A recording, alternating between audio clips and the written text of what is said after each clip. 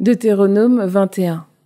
Lorsque sur la terre que le Seigneur ton Dieu te donne en possession, on trouvera, gisant dans la campagne, une victime dont l'assassin est inconnu, tes anciens et tes juges sortiront. Ils mesureront la distance entre la victime et les villes proches. On déterminera la ville la plus proche de la victime. Alors les anciens de cette ville prendront une génisse qui n'a jamais servi, qui n'a jamais été sous le joug.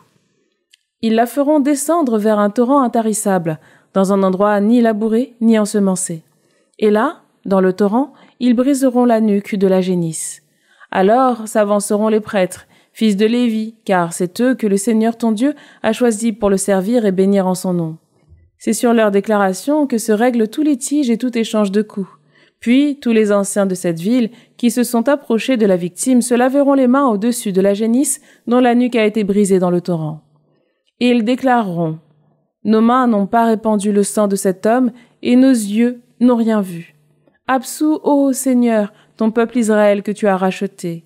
Ne laisse pas au milieu de ton peuple Israël le sang innocent, et ils seront absous du sang. Toi, tu feras disparaître d'Israël l'effusion du sang innocent. Ainsi, tu feras ce qui est droit aux yeux du Seigneur.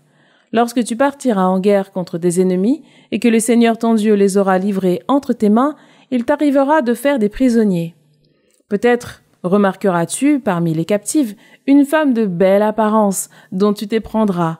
Si tu veux l'épouser et la faire entrer dans ta maison, alors elle se rasera la tête, se coupera les ongles, retirera son manteau de captive et habitera dans ta maison. Elle pleurera son père et sa mère pendant 1 mois, après quoi tu t'approcheras d'elle. Tu l'épouseras et elle deviendra ta femme. S'il arrive que tu ne la désires plus, tu la laisseras partir où elle voudra. Tu ne pourras absolument pas la vendre ni en tirer profit puisque tu lui as fait violence. Lorsqu'un homme a 2 femmes, il peut arriver qu'il aime l'une et n'aime pas l'autre, et que toutes les 2 lui donnent des fils.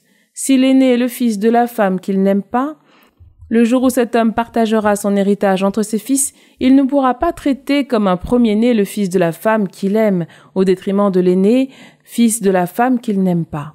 C'est bien l'aîné, fils de la femme qu'il n'aime pas, qu'il reconnaîtra comme tel, en lui donnant double part de ses biens, car c'est lui les prémices de sa virilité, c'est à lui qu'appartient le droit d'aînesse. Lorsqu'un homme a un fils rebelle et obstiné, qui n'écoute ni son père ni sa mère, s'ils lui font la leçon, et qu'il ne les écoute toujours pas, alors son père et sa mère se saisiront de lui et le conduiront auprès des anciens de la ville, au lieu désigné. Et ils diront aux anciens de la ville: notre fils que voici est rebelle et obstiné. Il ne nous écoute pas, c'est un débauché, un buveur. Alors tous les hommes de la ville le lapideront jusqu'à ce que mort s'ensuive. Ainsi tu ôteras le mal du milieu de toi. Tout Israël apprendra et sera dans la crainte. Lorsqu'un homme ayant commis une faute passible de mort a été condamné à mort et pendu à un arbre, on ne laissera pas son cadavre sur l'arbre durant la nuit. Tu devras le mettre au tombeau le jour même, car un pendu est une malédiction de Dieu.